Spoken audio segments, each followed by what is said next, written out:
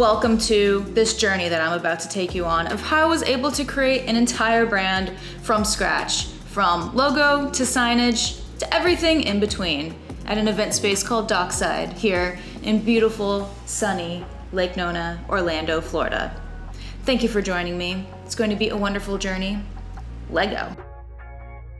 So I'm going to take you through how I actually came up with the logo, and this one is a doozy. There's a lot on this artboard, but I think it's pretty cool to go through. So I like to start off with a white background when I'm creating logos, and now that I'm thinking about it, the crazy part about designing this logo is that I did this 2 years ago. Like, that feels so long ago, but it really wasn't that long ago. So starting off with a font, I like to do that and then go ahead and kind of just add elements as I go. So I use NutriFace Display, and that's the font that I used for the final logo. So you can see here that I kind of just went through a few different ideas, playing with the circle idea for the tittle, my fave word, the tittle. Yes, the dot on the I is called a tittle. You heard me right, a tittle. You're welcome for that. Doing some separation of the word, some sort of connection with Dockside, using some elements on the letters here to, like you could see here, I literally just used like little shapes to kind of add on to the letters and see what happens. This is kind of cool over here with this. I like this monoline, interesting typography here with that. It's a pretty cool concept. Oh, and then boom, this is where it happened. Slowly but surely, I was like, oh, what if, look, you could literally see my process here. I was like, oh, this would be cool if the O was bigger, bigger, bigger, nah, smaller. And then I was like, fuck it, I'm going all the way in. We're making it big and we're cutting it in half, and boom, that's what we ended up doing. Also looking at some iconography here. I love making these little simple icons, just cute little iconography examples of how that D can be applied in different ways using the sunburst pattern, or maybe even a mini dock for Dockside. And then also maybe some multiply features with that D again. I'm sorry, okay? I just can't with the D. I can't. Just showing off different shapes of how that could be visually shown. Maybe showing off with the ticket idea that I had, some different color options. I am clearly cheating a little bit here because I'm always like, design in black and white first, which you should do, but I just can't help it. I had to add in some color to try it out. I just love me some color. What can I say? Yeah, you can see just trying out some different shapes, different elements. This is the design that I used for the illustration, and I just think it's so cool. It almost has like a scientific illustration element to it, where it sort of looks like that unique sort of illustration. Like, I kind of just like this, like even by itself, even though it's like sort of awkwardly, like not spaced perfectly, it still sort of works as like this weird edgy design. Going through with some different branding here. I like how these turned out. Some nice, clean, simple design. Here's some more elements here. I like this, how it's like the half circle that also represents the D with the combination of those two colors. It feels really nice and sunny. And you could see here how the half circle could potentially work in like a full circle shape like that. These events with the day to night shape right here. Just creating these nice gridded lockups with different branding elements in one, I think is a clean and minimal way to show off the brand.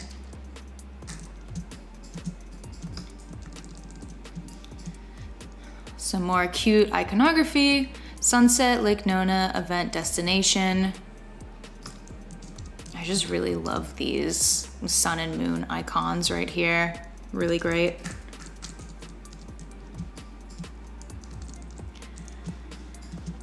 Oh, wow, there's even more down here. Holy, I'm telling you, I went real deep into this one. I mean, you have to explore as much as you possibly can when designing a logo, and clearly that's what I did here. I'm like forgetting that I even did this. Pretty cool.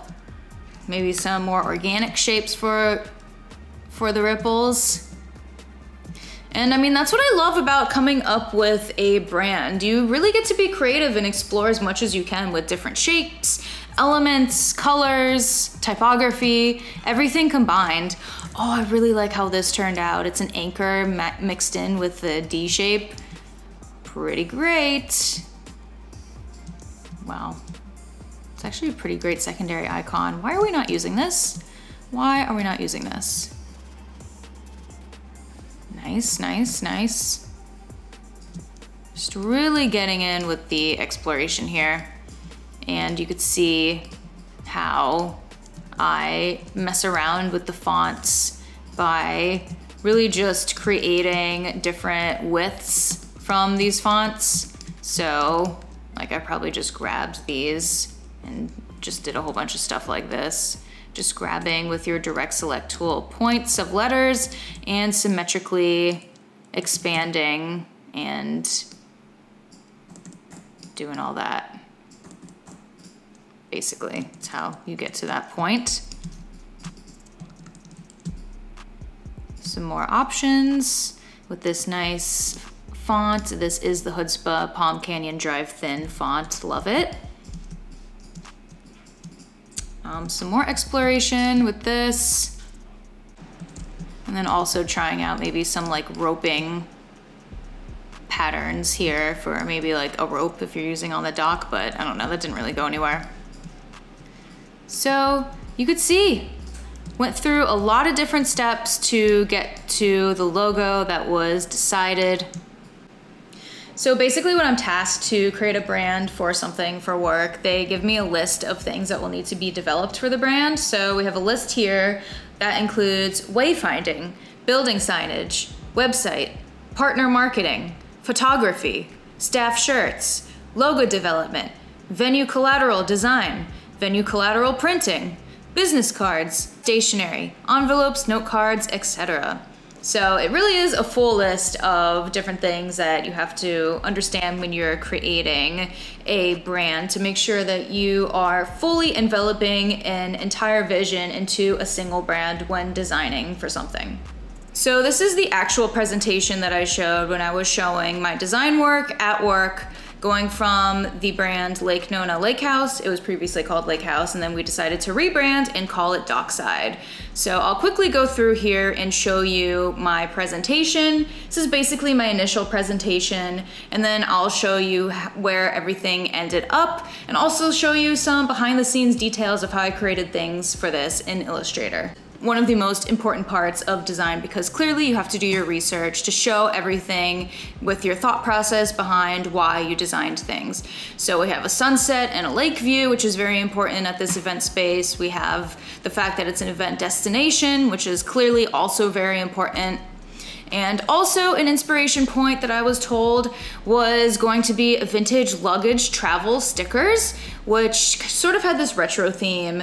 I thought it was like a really cool, interesting way to show an event, because travel stickers are going to all these different places. In an event space, you're basically creating all these different places through an event.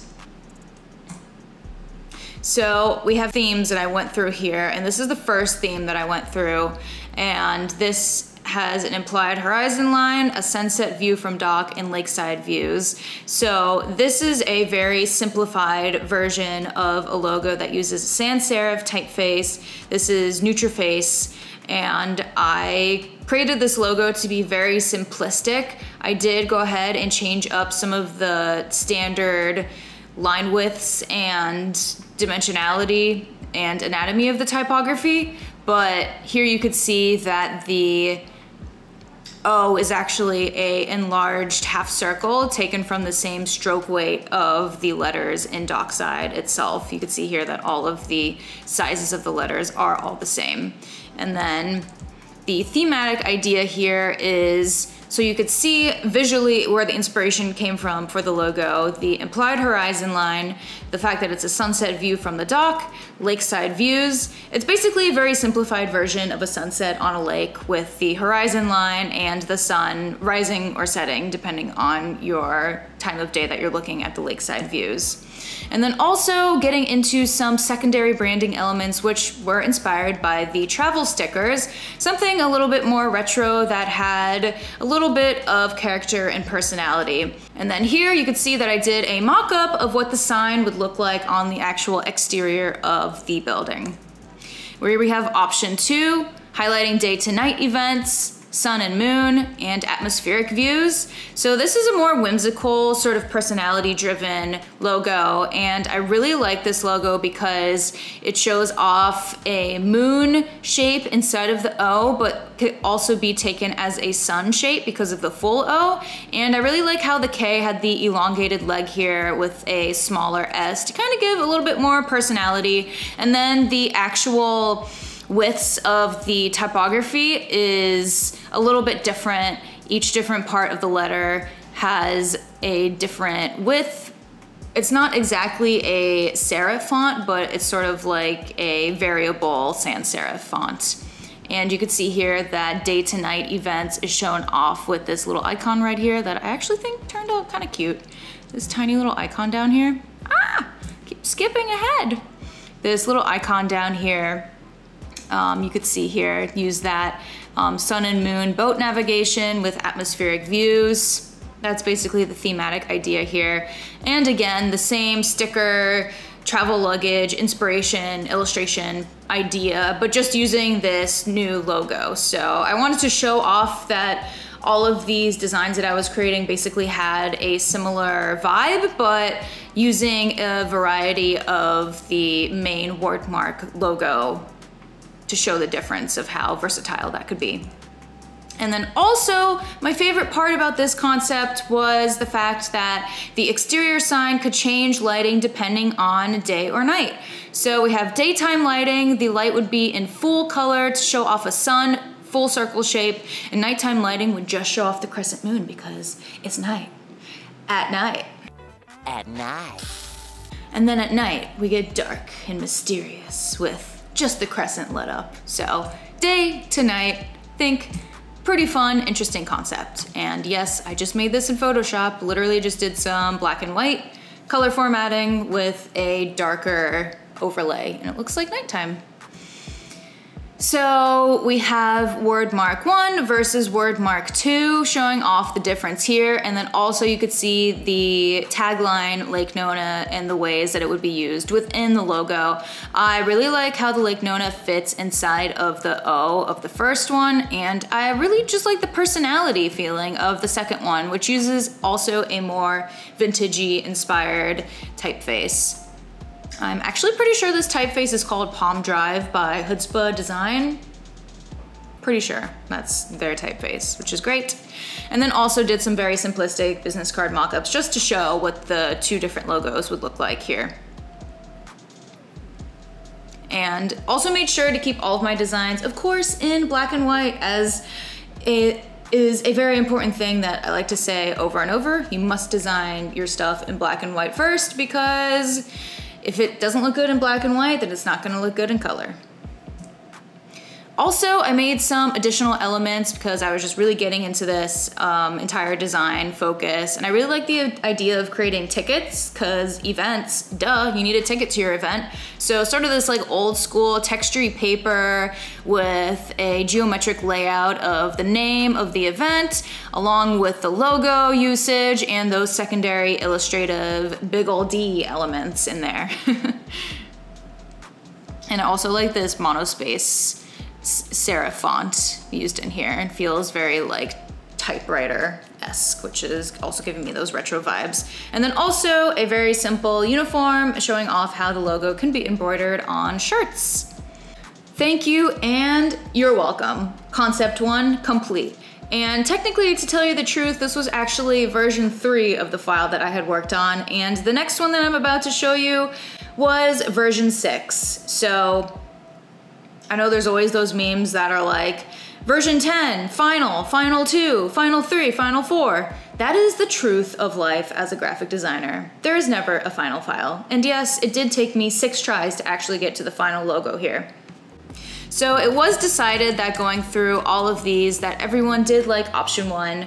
Very simple, clean logo, and the fact that the Lake Nona just fits very nicely within this typography worked really well, and the entire look and design of the first option that I gave kind of just meshed with the existing Lake Nona brand, so option 1 was decided. And I'm pretty happy with that option. Honestly, you should never show any sort of design that you're not happy with, because it's a possibility that they could pick something that you're not happy with, and if you design something that you don't like and you're showing it off, then it's kind of on you at that point. So happy that they went with option 1.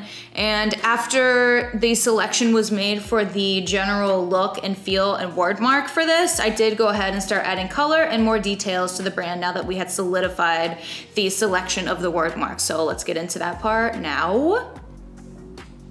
So this is the final version of the logo and all of the color usages and everything for it. I think that it turned out pretty sleek. I really like the color combination of the dark teal in the background. It's almost like a navy color, but it leans more teal. And then the darker sort of sandy orange color, but it almost leans towards like almost a warm khaki camel color. And then also the tagline Lake Nona is in a lighter blue so that it is a lighter contrast and becomes legible on the darker background.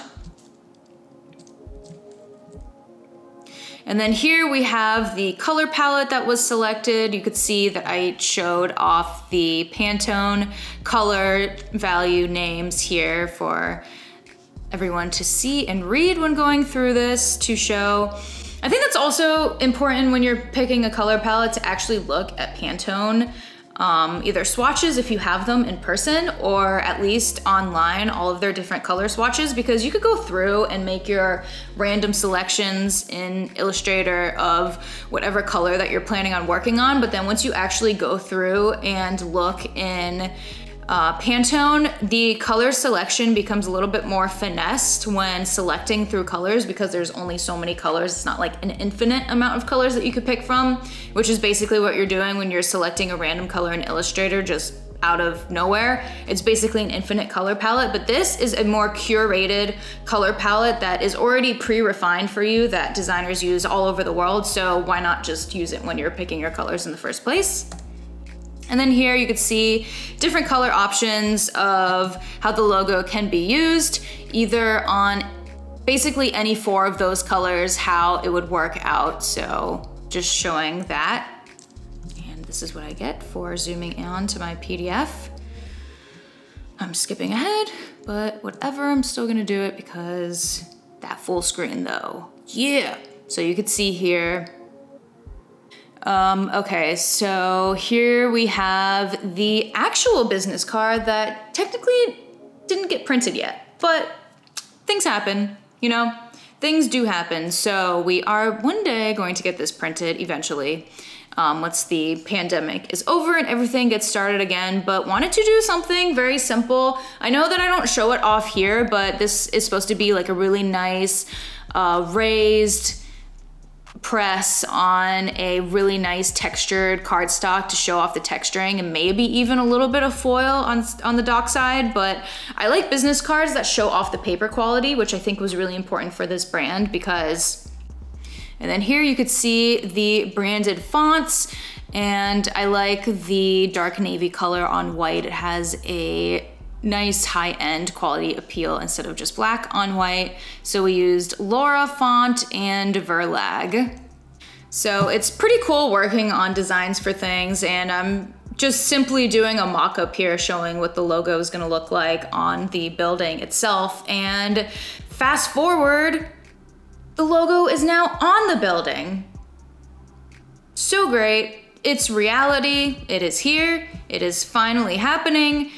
When you're able to design something and then see it in real life applied, it is just such like a revolution in your design career. Like seriously, being able to mock something up on the computer and then seeing it in person is such a different experience. It's like, wow, I actually made that. More inspiration for the uniform, so we could do something like a crisp white button down with a very clean embroidery for both men and women. And also they could wear a custom branded scarf, which I did go ahead and create based off of some of those big old D elements of the brand, but just a nice secondary element to show off the branding, which I think is great in the sort of stencil shape of D for dockside, and also showing off the sun rays and water ripples of the lake. Dockside here right in the corner with some nice striping on the exterior. I think these would look so great. Either put in a pocket of a jacket or tied around the neck, or however people want to wear their scarf as a uniform. I thought that would be a fun, cool little element for people to wear for the brand. Thank you for joining me. This is where I'm going to end the video now. Bye.